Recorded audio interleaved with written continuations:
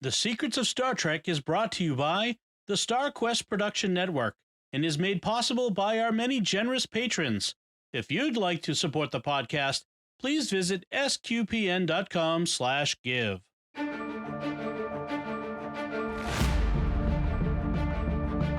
Hi, I'm Dom Bettinelli, and you're listening to The Secrets of Star Trek, where we discuss the hidden layers and deeper meanings found in all the Star Trek TV series, movies, and more.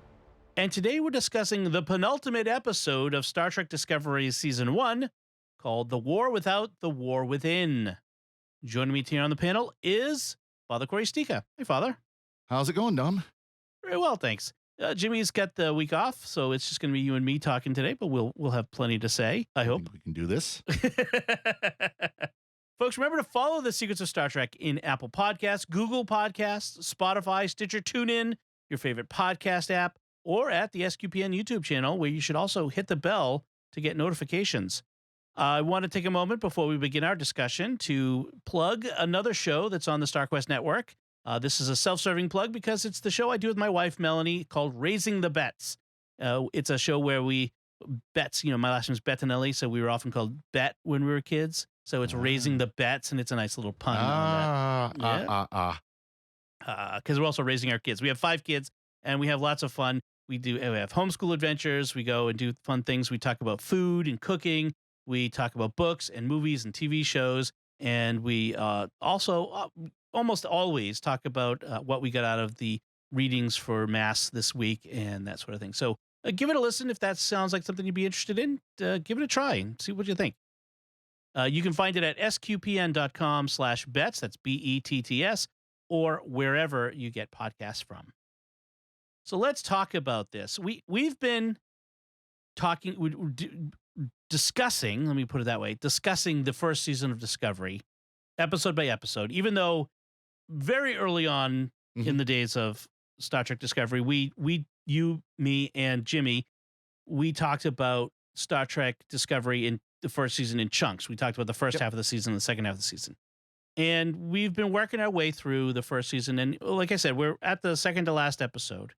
And it's very interesting. Before we get into the discussion, I want to have a recap. Usually I turn to Jimmy, but this time I'm going to turn to you, Father Cory. Can you give us a recap of this episode? And how many sentences can you do it in? Sure, yeah. So Jimmy, the last couple of weeks, has been doing the sentence count for some of these really short plot episodes, and this one's no different. So I'll give the count after I do the recap. The USS Discovery has returned to its original universe, but 9 months later. It was thought lost due to debris from the ISS Discovery that jumped universes at the same time, so Starfleet is cautious. Because the war has been going very badly, Admiral Cornwell takes command of the Discovery, accompanied by Sarek. Emperor Georgio is being treated as an honored guest by being confined to quarters.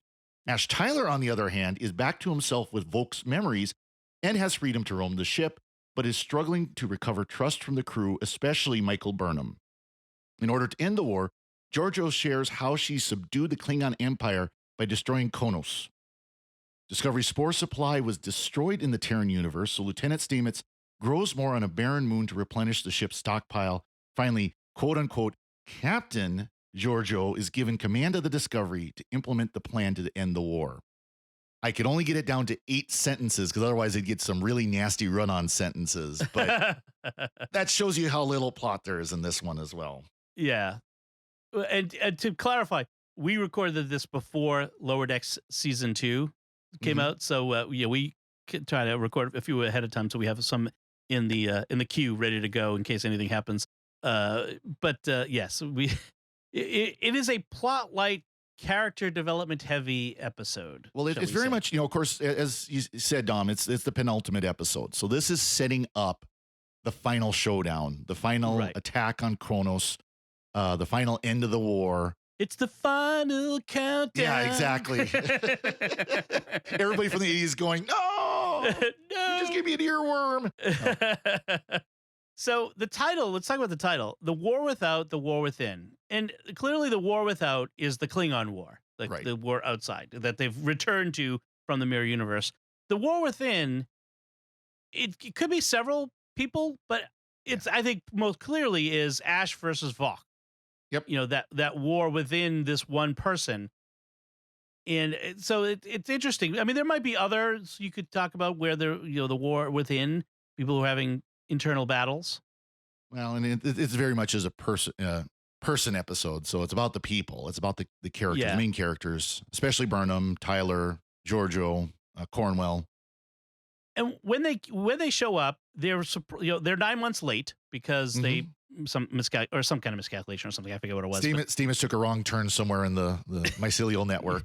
Took a wrong turn by Albuquerque, and they're 9 months late. The war is going badly.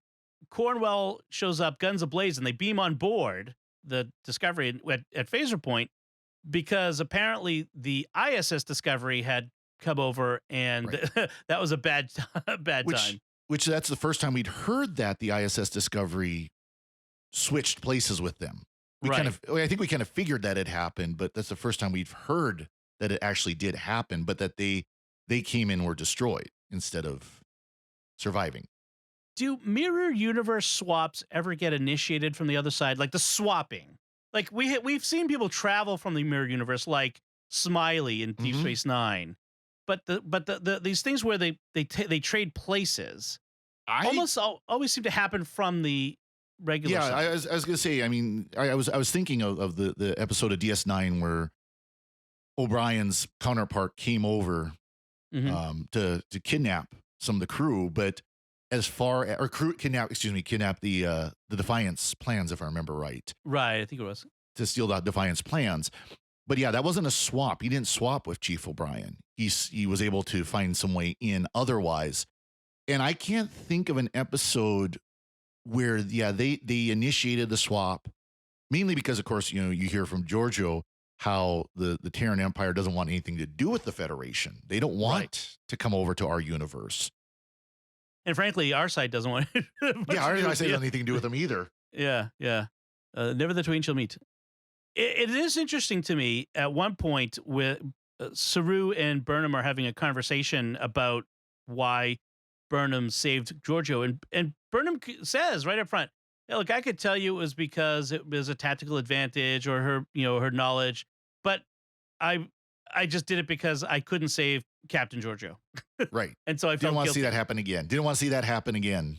Yeah. So that was interesting that she was so frank about it. She was upfront, which is good. I hate when characters kind of like, I don't know, they hold back and it becomes a plot point, the fact that I'm holding back from you. They play coy and I'll give you a nice sounding lie that'll appease you, but you really don't trust that what I told you was the truth. And Right. Saru actually makes a statement which he gets proved wrong. He says, I have a feeling that, saving her will prove to be an error in judgment. And in fact, Georgio is key to many things right up to season 3. Like she's very important to things going becomes, well. Off screen becomes a very beloved character. I mean, yes, and will show up in the Untitled Section 31 series that they're developing someday. Oh man, it would be such a great series. I really hope they get that going. Yep. One of the things one of the first things I was thinking about with this episode is like Tyler is now Tyler. The Tyler personality has been placed in primary control. Voq is suppressed. His memories are there, but Tyler is that personality is in control. And one of the things I thought, and Tyler wants to be put in the break because he's killed, Dr. Culber. And Saru says, no, I'm just going to, restrict your movements a bit or monitor your movements, but otherwise you're free to go because you're not the one who killed Dr. Culber. And I was thinking, is it just that Tyler is not being held responsible for Voq's crimes? Are they distinct people from a moral viewpoint? Boy, that's a tough question because this literally is, and they even they all but describe what happened to Tyler and Voq of they stuffed a Klingon inside of a human suit. Yeah. I mean, it is Tyler's body, but the interior he's cosplaying inside, as a human. Yeah. But it's it would be a tough question because the Voq personality was the one that was operating at that moment. The Voq, and there essentially was two people in one mind and one body, and I don't know. Obviously, we would say that, in case of someone who's multiple personality or some schizophrenic or something like that, that they are responsible, but only insofar as their mental capacity allows. You know, and that's where you hear, you know, the stereotypical, you know, can't stand trial because they're mentally unable to. Right. You know? Some people are not able to stand trial because they're mentally unable, non compos mentis. Yep. But some people do stand trial and are not guilty by reason of temporary insanity. But there's still, you know, consequences of that. Right. You know, they don't necessarily they aren't allowed to go prison. wander. Yeah, they aren't allowed to go wander the world. They have to go to some place where they can get counseling, where they can get the medication they might need, and so on. Right. You know, so they can get help. Yeah, I think the apt analogy is the person who's split personality, which I know is not an accurate term, but it's the popular term. Jimmy would have corrected me. But someone who split personality, an alternate personality committed the crime. That person would probably be put on trial, but would end up being placed in an institution until such time as they are better. And in fact, you know, maybe that's what they could say is Tyler will be healed, you know, mentally by this. And it's there's, of course, you know, this shows the bubbliness of you know, the feelingsness of Discovery, because of course he goes into the dining hall and everybody's staring at him. Mm-hmm. And of course, Cadet Tilly, she's got to come over and be you're the best person ever, and everybody else follows suit. Right. It's the togetherness thing. I'm kind of thinking, like, would Kirk have let Tyler wander about? Would Kirk have done what Saru did, or Picard? I mean, I don't think. Well, think of a Discovery. There was the Beta Z who killed in Voyager. Not Discovery, Voyager. I mean Voyager. Yeah.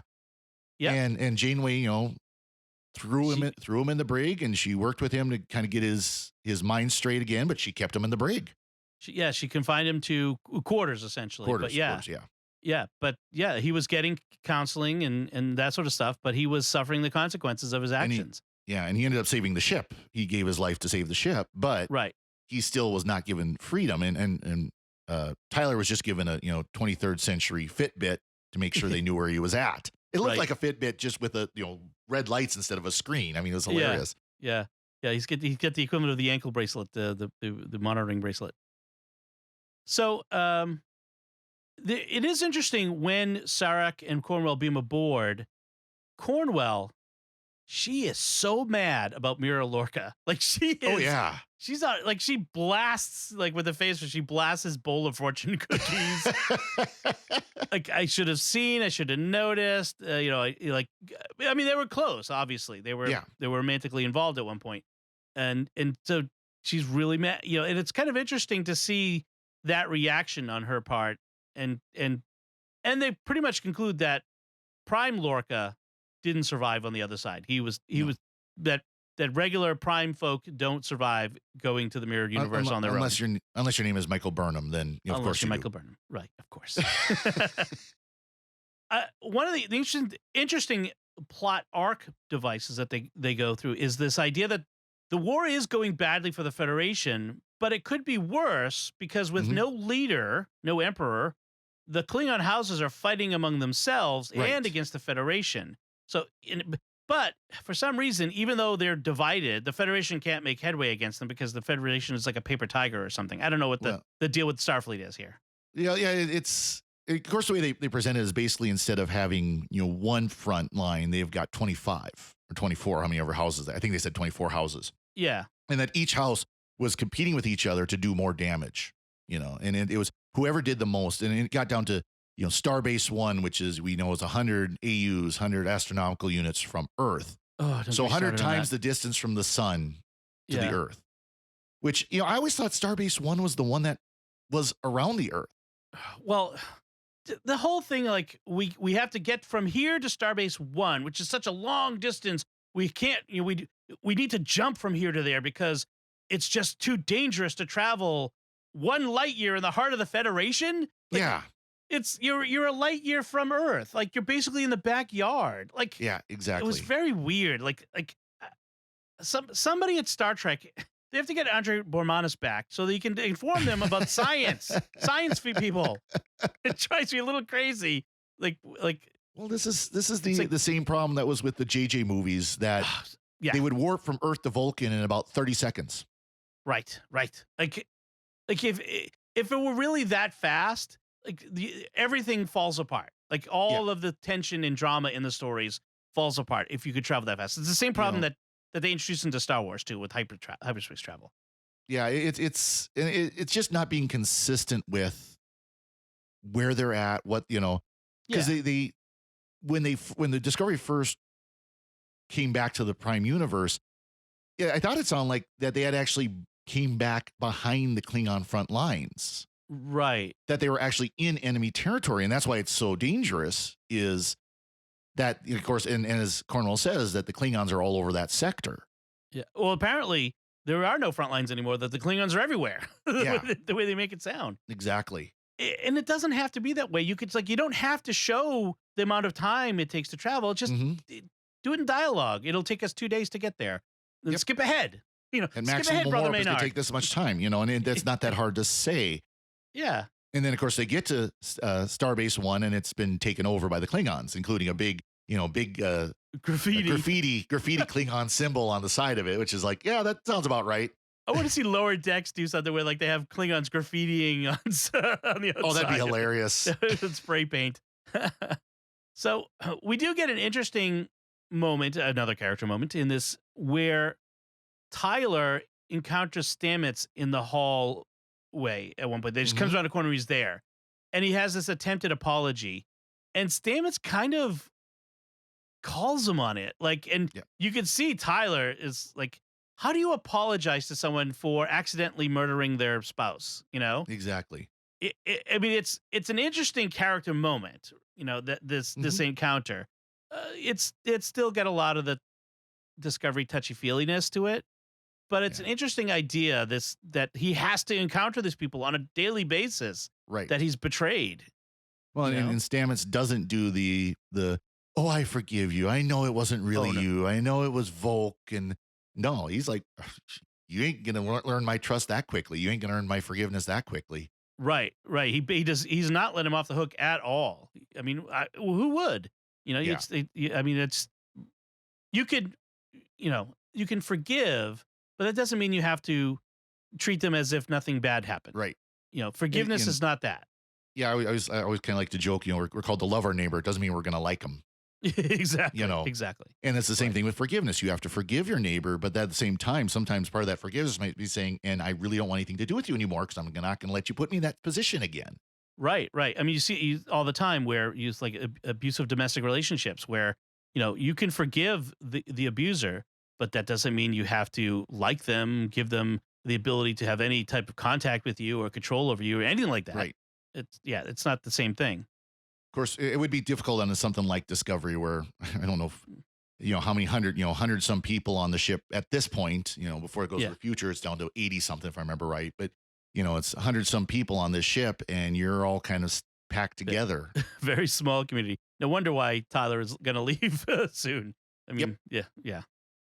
Then we have the Tilly doing her thing in the mess hall with, being the morale officer for the ship, the cadet, as you mentioned. Cornwell goes to L'Rell. She's in the brig, if we remember. And, what's it going to take to bring the Klingons to the peace table so we can negotiate a peace?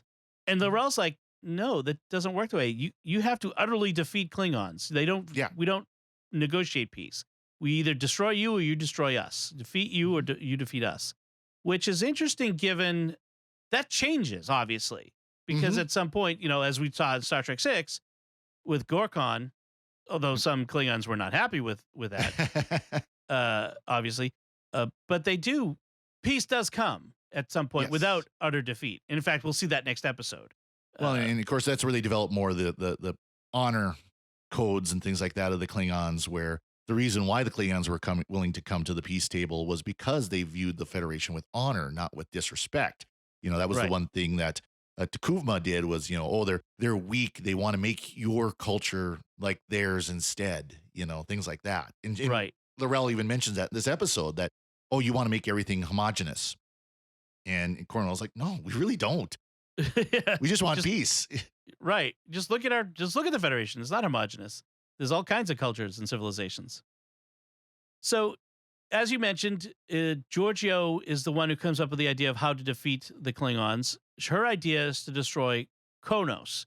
She tells it first to Burnham, and then And Cornwell and Saru. yeah, and Sarek does the mind meld with her. Yep. And she kind of convinces them that the logic of genocide essentially is the idea. Like the logical action is to kill off the Klingons, and they kind of Cornwell is really operating on two levels here because her real goal is to do this destroy.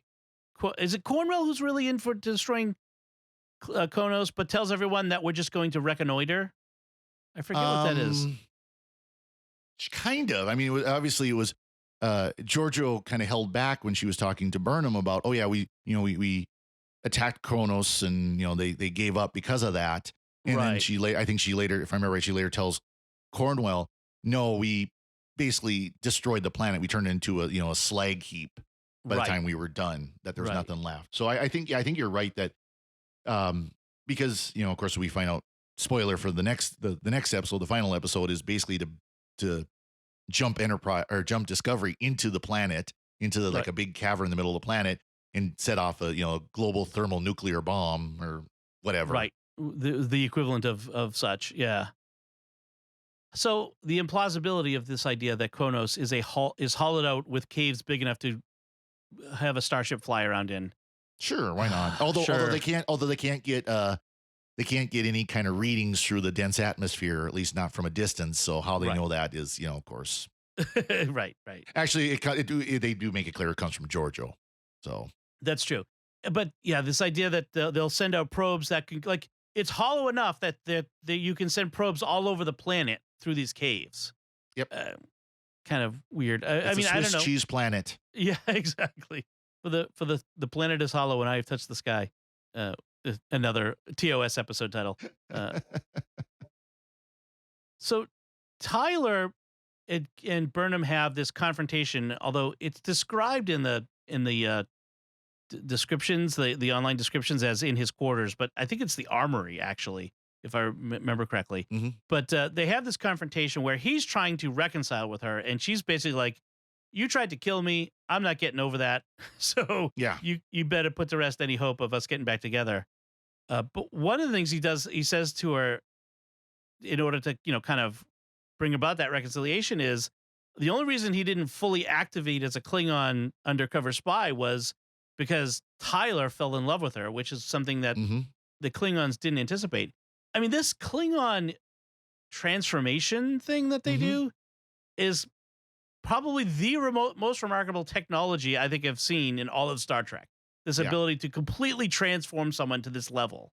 Well, and of course it does tie back because it ties back to the Tribbles episode from TOS with Arnie Darvin, where that's exactly what they did to him, which they then played on in DS9 in the Tribbles episode there. But he and L'Rell makes it clear that Voq was the prototype.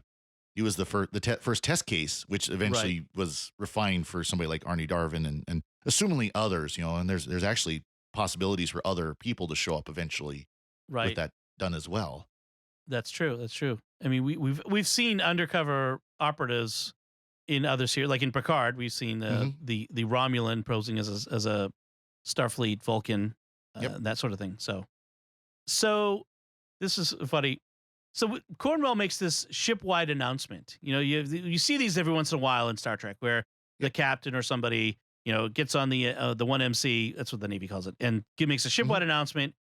And just once, and then when they do these montages of people standing still listening to the captain, I want to see them like someone caught in the shower or something, like that. You know what I mean? Like that's gonna be like a lower decks with like somebody's like mid bite, Yeah, mid bite. Someone's like in the bathroom or something. It's always like, no, we're all walking the corridor and we've stopped to listen, or standing at our console listening. Yeah, there's always looking up because the speakers must be in the in the overheads or something. Because the director tells them, okay, look as if you're listening to an announcement.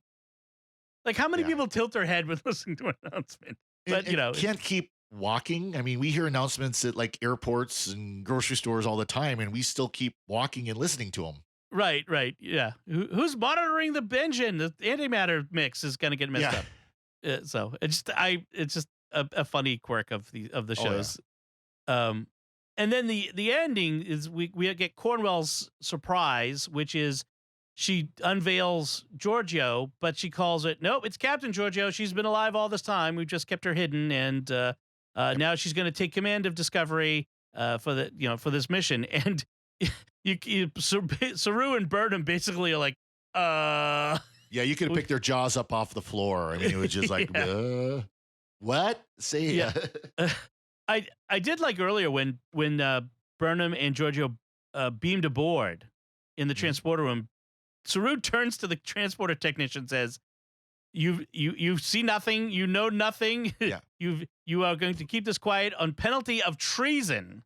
Put her in a guest quarter, beam her to a guest quarters, lock the door, put security in front of it, and you know nothing. Yes.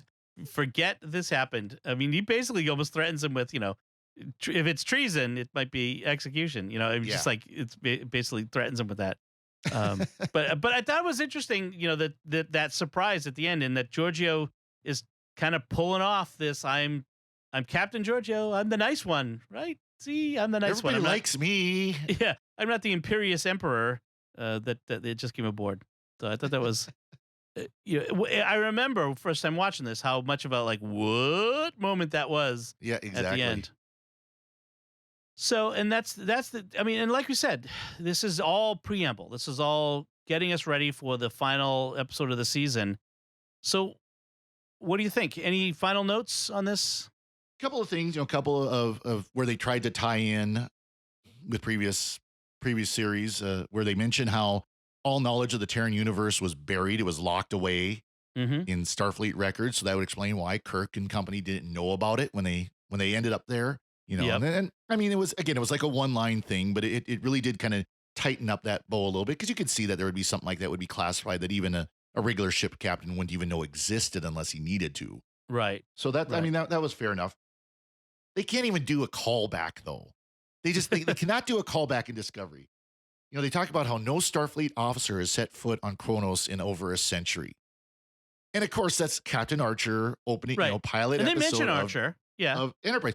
But then they go back to it and say, in case you didn't get it earlier, it was Captain Archer of the NX-01 Enterprise that set foot on there a century ago. It's like, and that's what I mean by they can't even do a callback. They couldn't even just lay it out there and go on. Oh, right. Not a subtle callback. Yes. Trust the fans to know what they're talking about. I mean, all the fans, I can guarantee you, like when we saw it the first time, we were like, yeah, that's a great callback. It's great. They remembered that. They mentioned that. And then they're like, slap, by the way, in case you missed it the first time. Yeah, right. That's true. I see what you're saying. Yeah. Just trust the fans. Like, nobody else is going to get it if they didn't watch Enterprise. So you don't have to say it. We know. Yeah. And then finally, I like how they showed the terraforming. Even if it was the terraforming of the spores, of the mycelial spores. Right. It still was kind of cool to see them, terraform that moon. I wish I could get my garden to grow like that. I know, right? It was like, boom, done. It's certainly, in one sense, the mycelial spore drive is a much more sustainable fuel source than dilithium, right? Yeah, I mean, you can grow the spores on your ship itself, so you don't even have to worry about, assuming it doesn't get destroyed in the Terran Empire, of course. But yeah, you can grow them on the ship, so you've got all the fuel you need. Just keep the spores healthy. It's like a Tesla of the space. You just got to find some poor sucker to get tardigrade DNA injected into them so they can become the one navigator. Flaw. Yeah, the one flaw in the system is the necessity of being genetically altered to be navigator. Yep. All right. So, anything else? That's it for me. Awesome. All right. As we wrap up, we want to take a moment to thank our patrons who make it possible for us to create the Secrets of Star Trek, and their generous donations at sqpn.com/give make it possible for us to continue the Secrets of Star Trek and all the shows at StarQuest. You can join them by visiting sqpn.com/give. And we'd also like to thank Victor Lambs, who edits the show for us every week. So that's it from us. What did you think of The War Without, The War Within, this first season Discovery episode? You can let us know by commenting on the show at sqpn.com/trek or our Facebook page at facebook.com/StarQuestMedia. or send an email to trek@sqpn.com. We'll be back next time when we'll be discussing the original series episode, Shore Leave. Until then, Father Cory Stika, thank you for joining me and sharing the secrets of Star Trek. Thank you, Dom. And once again, I'm Dom Bettinelli. Thank you for listening to the secrets of Star Trek on StarQuest. And remember, there is also grace, for what greater source of peace exists than our ability to love our enemy?